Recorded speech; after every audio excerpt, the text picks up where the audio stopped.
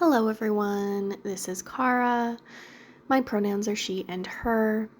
It is October 2nd and it is 1:43 p.m. Pacific time. Full disclosure, this is the third time I've tried, fifth, maybe fifth time I've tried to record this. Things are just not going the way I want them to.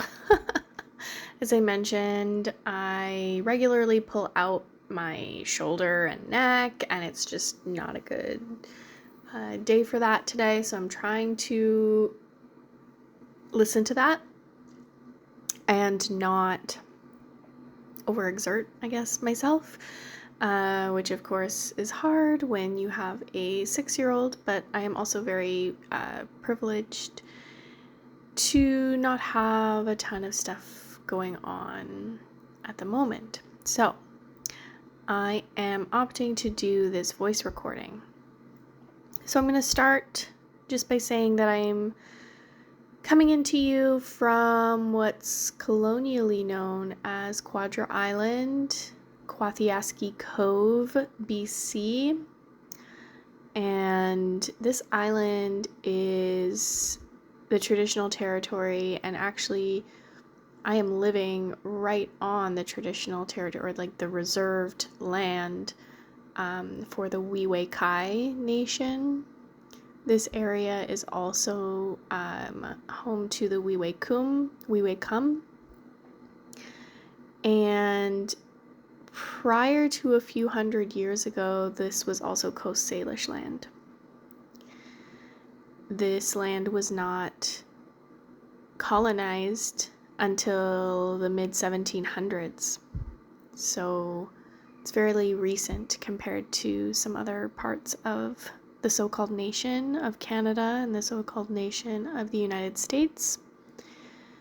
It was the Spanish and the British that came here, and Quadra is from the Spanish-Peruvian colonizer. All of this to say that, to bring this into the moment where we are in a time of great sorrow where things are being revealed more and more of what many have already known.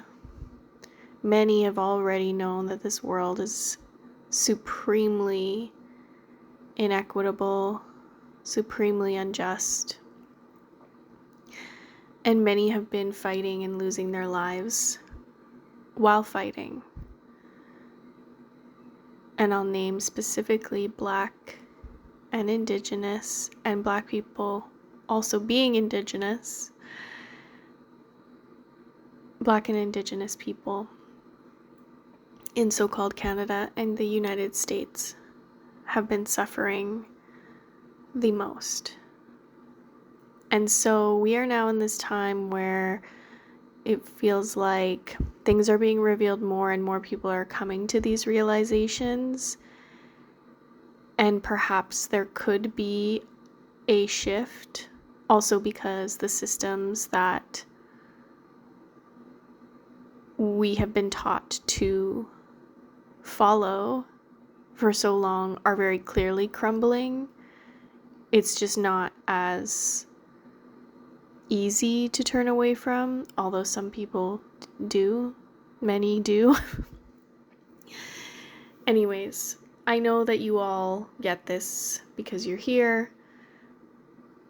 You've signed up for this Abolitionist Astrology email and update. But that is why I named the land where I am, because it grounds me. Also because it helps me to remember the context in which I live as a mixed race Filipinx person, second gen. So my mom came here and I was born in so-called Vancouver. And I am now living quite close to where I was born. So, what is going on astrologically? some of you, I think we have a few new people this month. And sorry, I'm not really going to catch you up too much.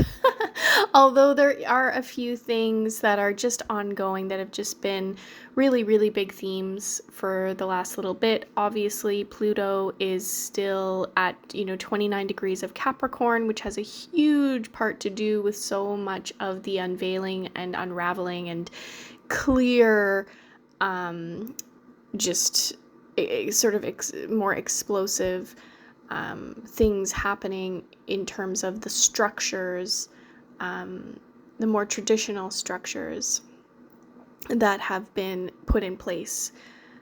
And specifically coming from a so-called U.S. perspective, it is the Pluto return of the U.S. So Pluto is back where it was when the nation of the U.S. was founded. So it's significant. So if we think about that time in history and all of the revolutions that were happening, that were coming up against the oppressors, so many colonized people were already standing up and saying enough. And of course we know that the US, while they sell it as being a revolution against the terrible British, we also know that it was not really a people's revolution in the sense that it still oppressed and excluded and erased many people, and it was never really for the total liberation of all people. But we can look to revolutions like the one in Haiti, which didn't if we look to the exact time, which would have been about 248 years ago, it wasn't exactly then, but it was a little bit later. And so we can see that there's something in the air, there's something in the energy, there's a possibility. So Pluto is going to be stationing direct. It's been moving retrograde since September 1st, and it is going to be stationing direct on October 11th. So we have that to look forward to. That's going to be happening in about 9 days.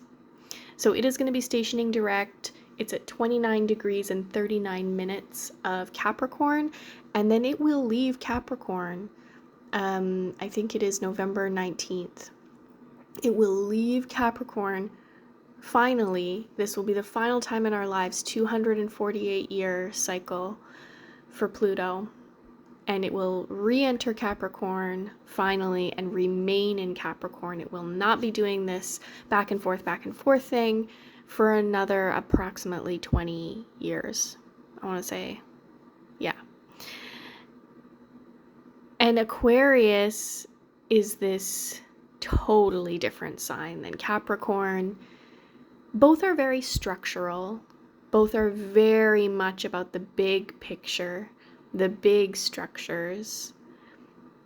And I would say traditionally they're both ruled by Saturn, so there is something similar in them about maturity and about taking one's time to lay a foundation. I do think that Aquarius is still about long-term foundational success. However, while Capricorn is an earth sign and is always going to be more concerned with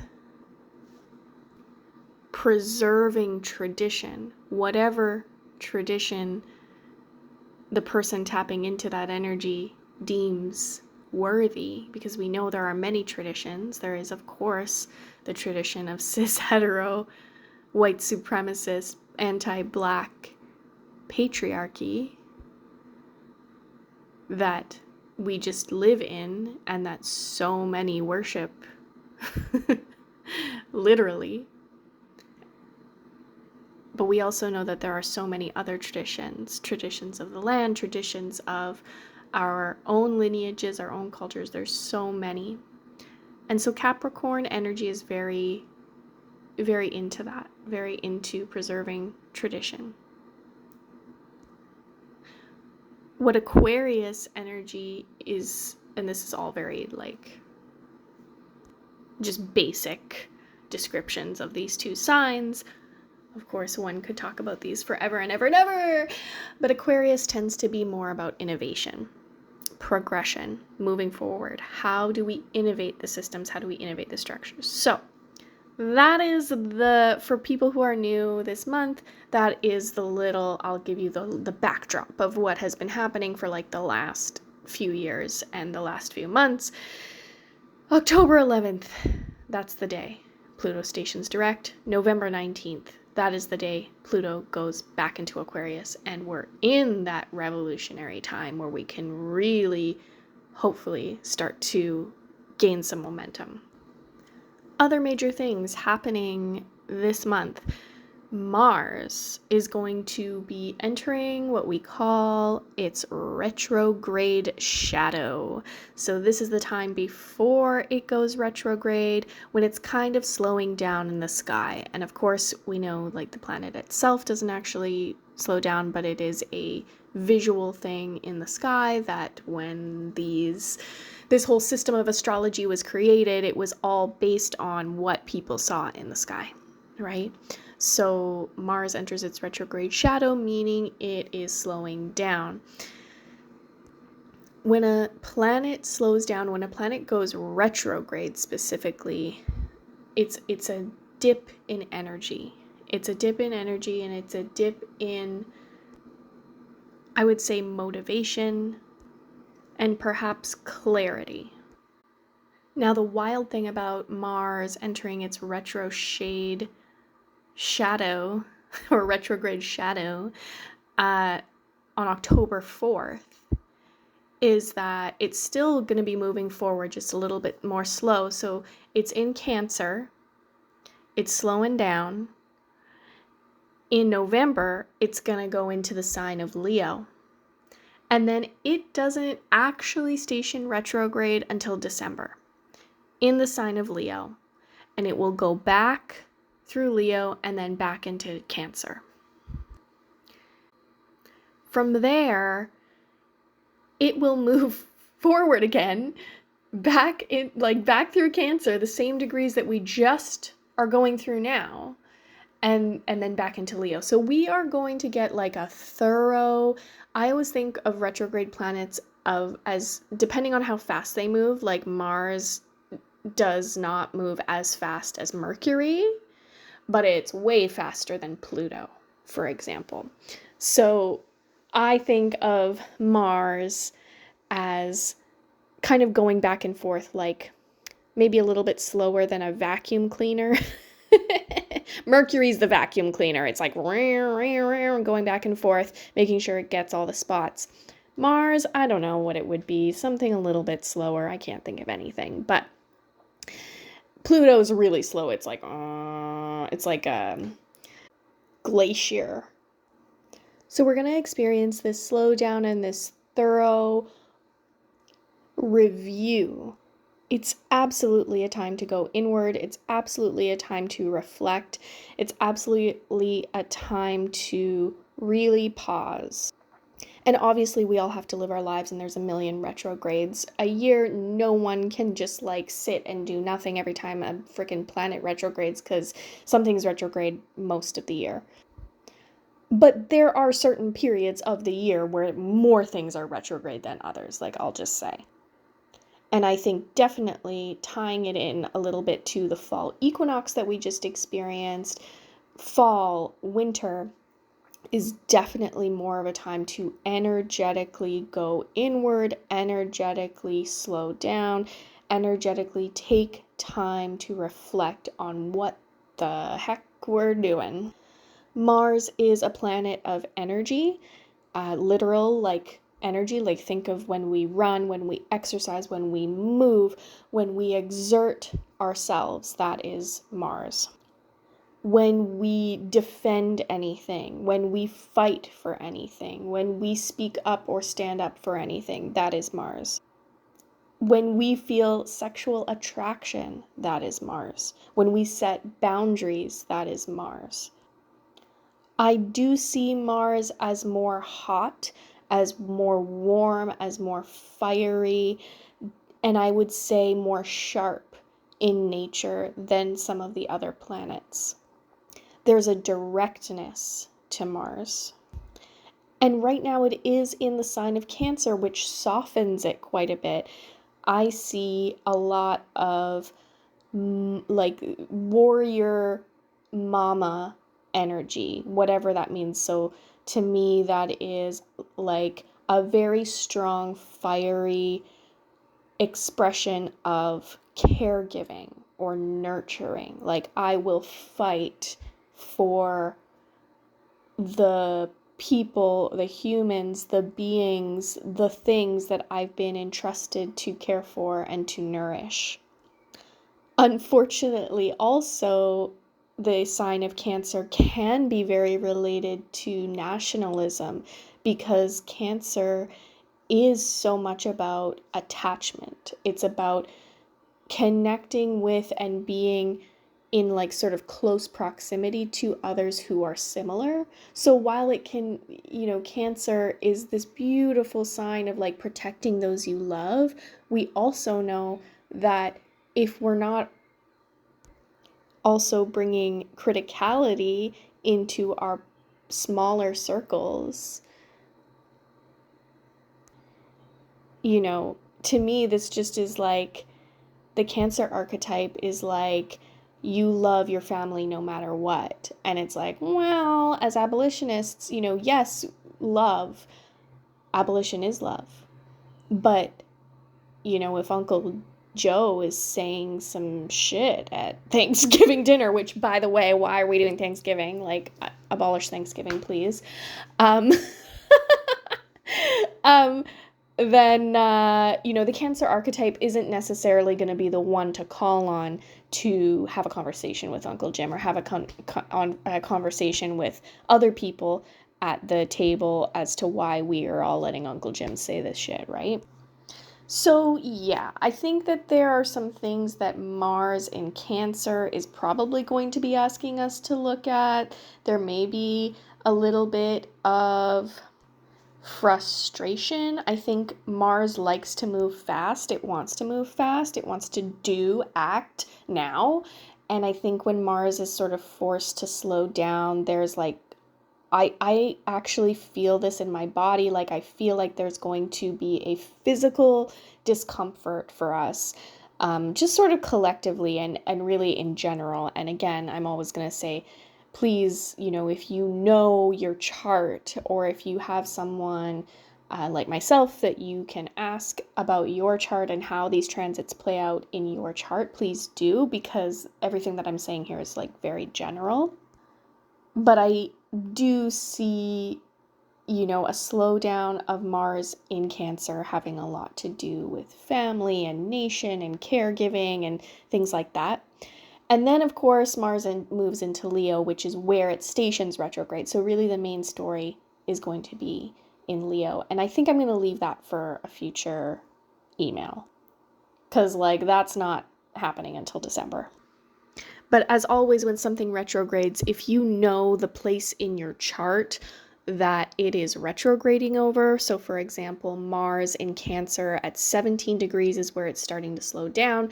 I know for myself that I have Mercury in Cancer at 14 degrees and I have Venus in Cancer at 28 degrees. And I also know that that is just the beginning of my 7th house. So enough about Mars for now. I'm also going to let you know that Jupiter is also going to be stationing retrograde on October 9th at 1:04 a.m.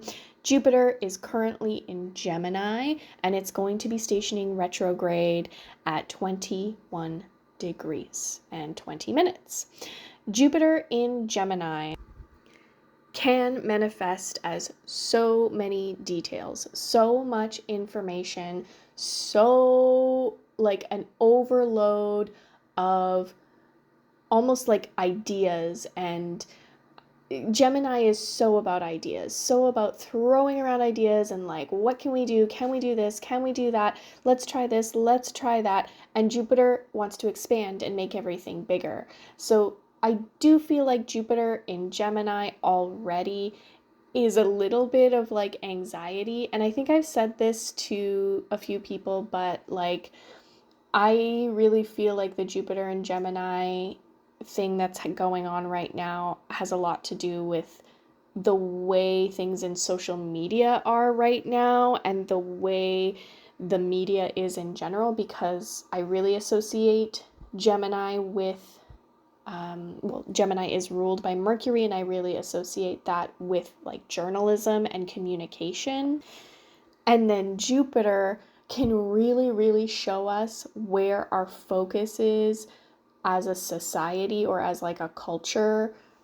You know, if we're looking at us in the imperial core, in the Western quote unquote world on Turtle Island, for example, Jupiter can really show us like where our focus is. It can show us kind of what's happening in the economy. So economy is always related to like, what are people buying, what are people selling, where are people placing their values or spending most of their time, or really trying, really like just really into like trend, like what's trending right now. And Jupiter transits through a sign for about a year. So Jupiter is in Gemini. I think it's about halfway through its trip through Gemini, so we've been doing that for that long. I'm personally going to say for myself that anytime Jupiter retrogrades, I think it's a good time to reflect on our beliefs, because Jupiter is inherently tied to our beliefs, our values.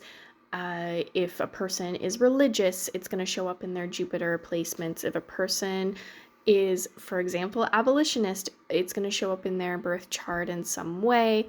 Jupiter can also really represent privilege, because Jupiter in a birth chart is going to show us where an individual has a lot of gifts or receives things in their life that they don't necessarily work for, and it places where it comes easy, right? Places where things come easy. So how much that Jupiter is showing up in a person's life is going to depend on a lot of other things, obviously birth chart related and otherwise.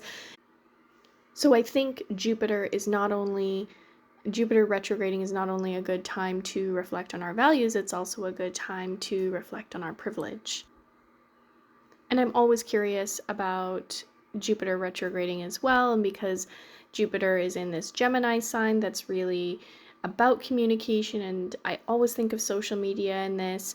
I just, have this sense that there's going to be some really weird shit going on in the media, as there already is, but just to continue to have our eyes open. Okay, so now I want to back up and talk about what just happened today, which was a solar eclipse in Libra, and we call it a south node eclipse. So the nodes are where eclipses happen. Right now they are in Libra and Aries. They change signs every 1.5 to 2 years. They've been in Libra and Aries for about 1.5 years, and they will be shifting into the Virgo Pisces axis in just a little bit. I don't know the exact dates. I think sometime in 2025. However, this eclipse is not the first eclipse that has occurred in Libra. Eclipses usually happen in sort of the March-April time period, and then the September-October time period, so around the spring equinox and around the fall equinox. So they're not uncommon. They happen every year. It's not like a big surprise. But what does shift and doesn't come back for another 18 years is the signs that the eclipses are happening in. So if we wanted to look back in our own lives to 18 years ago, and again, if you were able to pull up your chart and, do some magic on the computer, or if you wanted to ask me, I'd be happy to check out what was going on for you, or what the exact dates were when those eclipses were happening in Aries and Libra. This is the final one that's happening in Libra for another 18 years because it's shifting into the Virgo Pisces. So, what is the deal with Libra and Aries? Quick rundown. Aries versus Libra. They are opposed each other in the chart. Aries is ruled by Mars. Libra is ruled by Venus.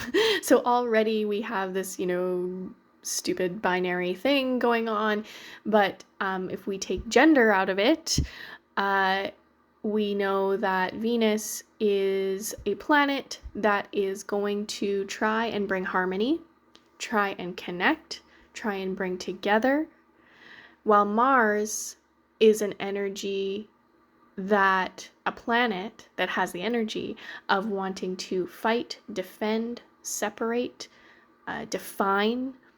And it's earlier I said, Mars has a more sharp quality. I would say Venus has a more rounded quality. It's going to want to try and go around things, and like water, right? Libra is actually an air sign, so it's going to be more like air. moving around, making ideas happen. While Aries has this very all right, let's go, whole body, let's get into it, let's make things happen right now. So eclipses are always going to illuminate for us what in our lives we are supposed to be letting go of and what we are supposed to be moving closer towards. Just like new moons and full moons, new moons, happen every month, full moons happen every month as well. And they're going to be these sort of little 2-week check-ins, right? But the eclipses are always going to be bigger. They're just going to be more deep. They're going to be more, I would say, generational. They're going to be things that are possibly ancestral, things that are at least from our childhood or earlier in our lives. In this solar eclipse, so in a solar eclipse new moon, it means that the moon and the sun are directly on top of each other in Libra. We also just had a Mercury conjunction with the sun, which is still quite active, it just happened, so the energy is dissipating, but Mercury was there. Actually, Mercury and the sun were exactly conjunct on Canada's Truth and Reconciliation Day, which, I think... Anyways, I think that we can all probably agree that Truth and Reconciliation Day has become a bit of a joke in a lot of ways, in the sense that it is not really doing anything for the Indigenous people, nor is it actually doing any of the calls to action that it said it would do.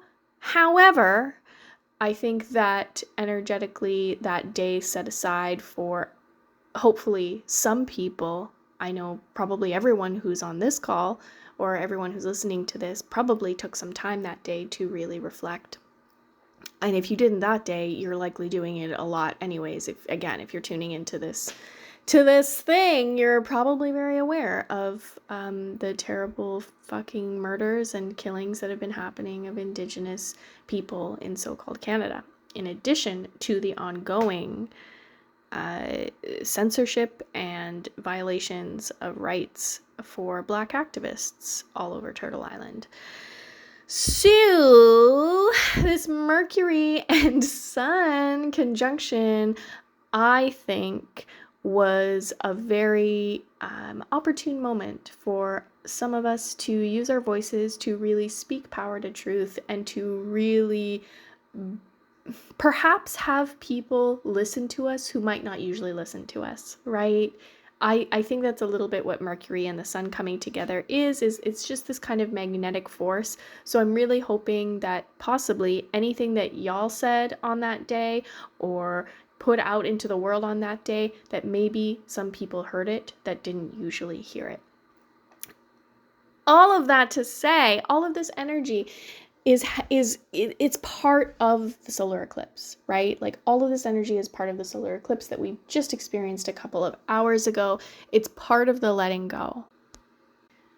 And I will say also that all of this happening in Libra, Libra is very much to do with harmony, justice. I think even the law Libra has to do with.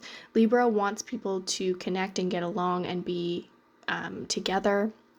It's ruled by the planet of Venus, as I said, and Venus is currently in Scorpio, which also affects the solar eclipse. Venus being in Scorpio is automatically going to create more of a depth, because Libra sometimes can be very surface. Wanting everyone to get along isn't necessarily going to make us like have really deep conversations, but Scorpio sure is, because Scorpio wants to get to the bottom of things. So my feeling with this solar eclipse is that if you can think back to the last year and a half of anything that you've been struggling with in terms of relationships, and not just, intimate one-on-one relationships, but like relationships to groups, relationships to ideas. I think relationships to ideas actually is a really cool one, because Libra is an air sign and is inherently about ideas. So relationships to ideas could be a good one, but whatever comes up for you that you feel you've been perhaps growing out of. I think that's a thing that happens with eclipses and with the nodal placements, is the south node is perhaps an area where we have grown past and we just need to move on from, because it's no longer serving us, it's no longer serving other people. Something that I'll share for myself, for example, is I'm really noticing some big painful situations happening where I'm realizing that I have been really controlling about where I think a certain group of people that I organize with, and no one on this call is part of that group, so please just know that I'm not talking about you. A certain group of people that I organize with, very small group, that I've been very controlling over it. And I thought I was doing it from a place of, I want things to be good. And I think I was. I think the intention was there. But at some point, it has crossed the line. And it's probably not like that. It's probably hasn't been going on that long, maybe the last 6 months, where I'm like, oh, I think maybe I'm supposed to let this go. And it's not just that, but it's letting go of probably some of my attachments to that group, and letting go of some of the ways that I show up, and letting go of some of the ways, just some of the behaviors that I have around group interactions. And again, I'm sure that I'm not going to be just sort of like wiped clean of this, because that's not how life works and that's not how we work. But I do think that this period of time directly after this solar eclipse, if you have anything that you are wanting to let go of, I think just even writing it down in a book. Honestly, most people say not to do a ton of like spell work or heavy ritual work during eclipses, because what this one astrologer I listen to says is that the eclipse itself is the ritual. The eclipse itself, like, this is nature, this is the energy literally cleansing itself. It's resetting itself. It's asking us to do the same. So we don't really have to do anything in a solar eclipse or lunar eclipse. We just have to perhaps name it. Perhaps we just need to name it and put it on a piece of paper and forget about it, right? See what happens. Okay, I also said I would talk about fall equinox. Fall equinox happened this year on September 22nd, I think. September 22nd, yep, Sunday the 22nd. We moved from Virgo into Libra, so now we are like pretty much right in the midst of Libra season. Happy solar return to all the lovely Libras that I know. And I just want to do a quick little rundown of how astrology works through the seasons, because each season gets 3 signs. One is going to be a cardinal sign, The second one is going to be a fixed sign, and the third one is going to be a mutable sign. So Libra is our lovely cardinal air sign that starts off fall. Cardinal energy is starting energy, initiating, beginning, really good at like getting ideas off the ground. Hey, what if we did this? Hey, what if we do that? Starting, and I think because Libra is so relational, so Venusian, it's like, how can we get together? How can we connect? How can we make things happen? How can we connect to the earth even? I think Libra, even I think because of Libra's Venus quality, I am going to say, like, I'm just going to go out there and say that I see Libra as very earthy, even though it is an air sign.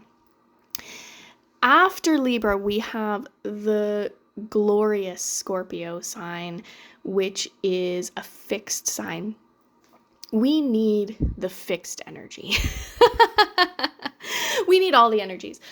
What fixed does is it takes what Libra has started and it continues. And that's what fixed energy does. It just takes that and it does it again and again and again, and it will stick with that same thing. Scorpio is so loyal, so consistent, reliable. This is an energy that we absolutely need in our movements, that we can absolutely tap into for ourselves. Scorpio is also very Martian, a very Mars-based sign, also ruled by Pluto in the modern sense. But Mars, being the classical or traditional ruler, we already know is going to be about taking action. It's going to be about getting shit done. And not necessarily the pretty shit. Like, Libra's kind of like, yeah, let's get together and like hang out and like have some social events. And like Scorpio's like, we're gonna do this shit and it's gonna keep going, and who's gonna like make the party happen. And I'm kind of making Scorpio sound like a downer and Libra like kind of like flaky, but that's not that's not what I mean. There's good qualities to both and more difficult qualities to both signs. Scorpio is so, I think one thing I love about Scorpio energy is that it is so, I think, like in a weird way, it's very safe to be totally vulnerable with a Scorpio.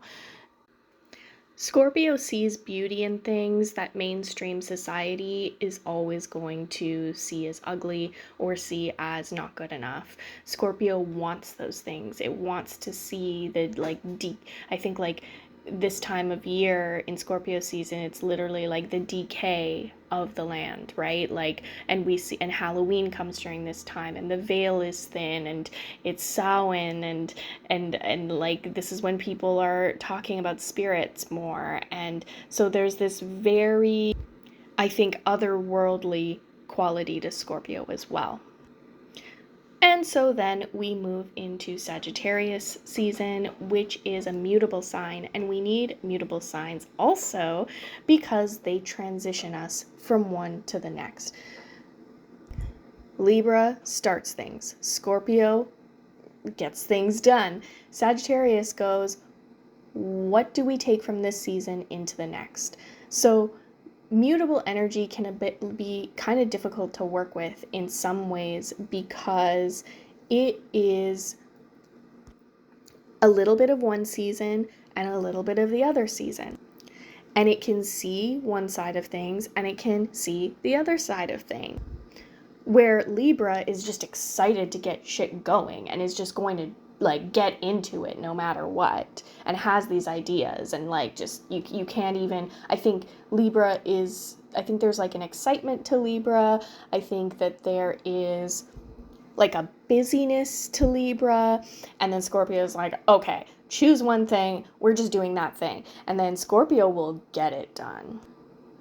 And then Sagittarius is like, okay, cool, we did that thing for a while, but now we need to evolve. We need to evolve into whatever the next season is asking of us. Sagittarius is ruled by Jupiter, which is the planet of expansion, education, adventure, belief, philosophy, and it's a fire sign. So there is a warmth and a creativity and a spirituality, and honestly, Sagittarius is also just very fun. I actually think all three of these signs are quite fun. Like Libra is just fun with like the ideas and making things pretty and like getting along with people and like social, and like Scorpio's fun because it has like this incredibly sharp sense of humor and like sees things that other people don't see. And Sagittarius is just like, let's go. Like, let's go out. Let's do the things. And like, you could end up anywhere with the energy of Sagittarius. So we're at about 40 minutes here, and I'm feeling like that's probably enough from my voice for the next couple weeks. I am going to send another email out later this month because I did only send one out in September. I was moving very suddenly from the so-called Kootenays to so-called Quadra Island. I spent a month and a half in Sinaiix territory near so-called Nelson, BC. We thought we were moving there, and we're not. We're here. And I'm sure that if you wanted to sit down and check out my birth chart and the transits associated with my birth chart, you could probably figure out why. There's definitely reasons for this, and I'm just happy y'all are along for the ride. I wanted to end with one thing that's kind of funny. So my husband, my partner, he asked me the other day, did you know about this second moon? And I was like, what?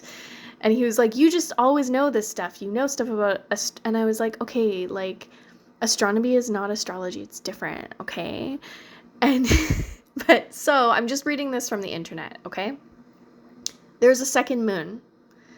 This is what the internet says. According to recent reports, a small asteroid designated as 2024 PT5 has entered Earth's orbit and is temporarily being captured by our planet's gravity.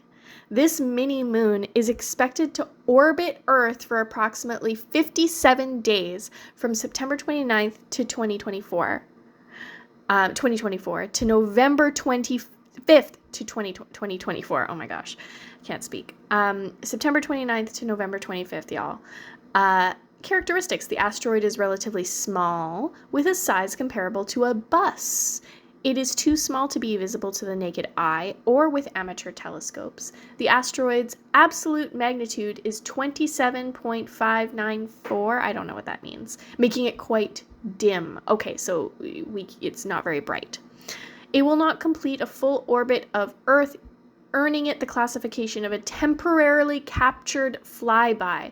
Okay, let's see. Apparently this is not a rare event. Apparently it happened in 2022. Okay, so it has happened before. This is not a rare thing, but I just wanted to let you know that Earth is getting another moon for the next like 57 days starting on September 29th. And that's just one of the weird things that's happening right now. And I hope that you are all doing wonderfully. Please let me know if you need anything. You know where to find me. All right, bye-bye.